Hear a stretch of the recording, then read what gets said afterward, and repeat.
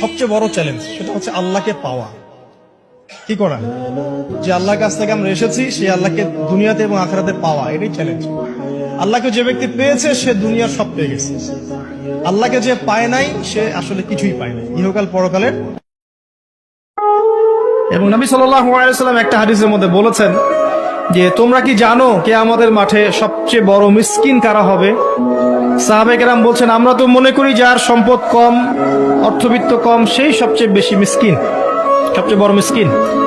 আল্লাহর নবী সাল্লাল্লাহু আলাইহি ওয়াসাল্লাম বলছেন, বরং প্রকৃত মিসকিন সে ব্যক্তি যে কিয়ামতের মাঠে নামাজ, রোজা, হজ, যাকাত আমলের নেকি নিয়ে উঠবে, পাহাড় সম নেকি নিয়ে উঠবে, কিন্তু অনেক পাওনাদার দাঁড়িয়ে থাকবে। কারো হক নষ্ট করেছে, কারো গীবত করেছে, কারো অপবাদ, কাউকে অপবাদ দিয়েছে, কাউকে অত্যাচার করেছে, সবাই দাঁড়িয়ে থাকবে। এদের হক আদায় না করা পর্যন্ত সে পুলসিরাত পার হতে পারবে না। প্রিয় ভাইরা, যারা এই লেকচার শুনবেন অনলাইনেও চলে যাবে ইনশাআল্লাহ। যাদের কানে এই লেকচার যাবে, যদি কিছু করতেই হয়, যায় নামাজে দাঁড়িয়ে, ওযু করে যায় নামাজে দাঁড়িয়ে 2 রাকাত নফল নামাজ পড়ে তওবা করতে পারেন আল্লাহর কাছে। আল্লাহ, 1 বছর চলে গেল, কি করতে পারলাম জানি না, আল্লাহ আমাকে পরের বছরটা আরো ভালো করে দিনের জন্য কাজ করার তৌফিক দান। এইটুকু করা যাবে না? যদি করতে চান এতটুকু করেন, এর বাইরে কিছু করতে দেন না। আল্লাহ পাক বোঝার তৌফিক দান করুন। যে পিতার হাত ধরে সে হাঁটা শিখেছে, শেষ বয়সে ওই পিতার লাঠি সে হতে পারে নাই। যে মা প্রসব বেদনা সহ্য করে তাকে জন্ম দিয়েছে, সেই মায়ের বুকে গুলি চালাতে এখন সন্তানের হাত কাঁপছে না। কিয়ামতের আর কোন নিদর্শনের জন্য আমরা অপেক্ষা করে বসে আছি? তারা লাইলাতুল কদর চিনে না, তারা লাইলাতুল কদর চিনে না, 31st নাইট চিনে। আপনি কোন প্রজন্ম তৈরি করছেন? আর নবী সাল্লাল্লাহু আলাইহি ওয়াসাল্লাম কি বলছেন শুনেন। আল্লাহ নবী বলছেন, তোমাদের জন্য আনন্দের উৎসব 2টা। কয়টা? একটা ঈদুল ফিতর, আরেকটা হচ্ছে ঈদুল আযহা। এই 2টা হচ্ছে আমাদের উৎসব।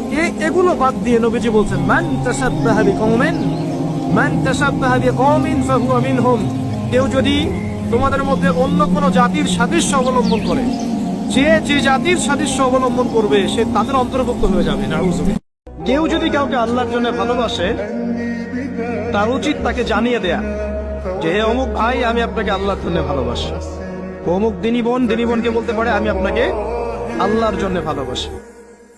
আরশের নিচে আল্লাহ পাক যে কয় শ্রেণীর মানুষকে আশ্রয় দিবেন, যে 7 শ্রেণীর মানুষকে, তার মধ্যে এক শ্রেণী আছে এমন 2 ব্যক্তি যারা পরস্পরকে শুধু আল্লাহর জন্য ভালোবাসে। যখন নামাজ পড়বা তখন প্রত্যেকটা সেন্টেন্স সুন্দর করে বলো, সুন্দর করে বলো যে ইয়্যাকা না'বুদু ওয়া ইয়্যাকা নাস্তাঈন। স্পষ্ট করে সুন্দর করে বলো, তাড়াহুড়া করো না। বাস্তবতা কি জানেন? বাস্তবতা হচ্ছে আল্লাহ রাব্বুল আলামিন যখন কাউকে কবুল করে নেন, সারা দুনিয়া মিলেও তার কোনো ক্ষতি করতে পারে না। মাথা গরম করবেন না, কখনোই অস্থির হবেন না, আতঙ্কিত হবেন না, ধৈর্য ধারণ করুন। কারণ ধৈর্য এমন একটা গাছ, তার চারিগায়ে কাটা, কিন্তু ফলটা বড় মিষ্টি। এজন্য আল্লাহ তাআলা বলেন, ইন্নাল্লাহা ইউহিব্বুস সাবিরিন। আল্লাহ তাআলা ধৈর্যশীল বান্দাদেরকে পছন্দ করেন।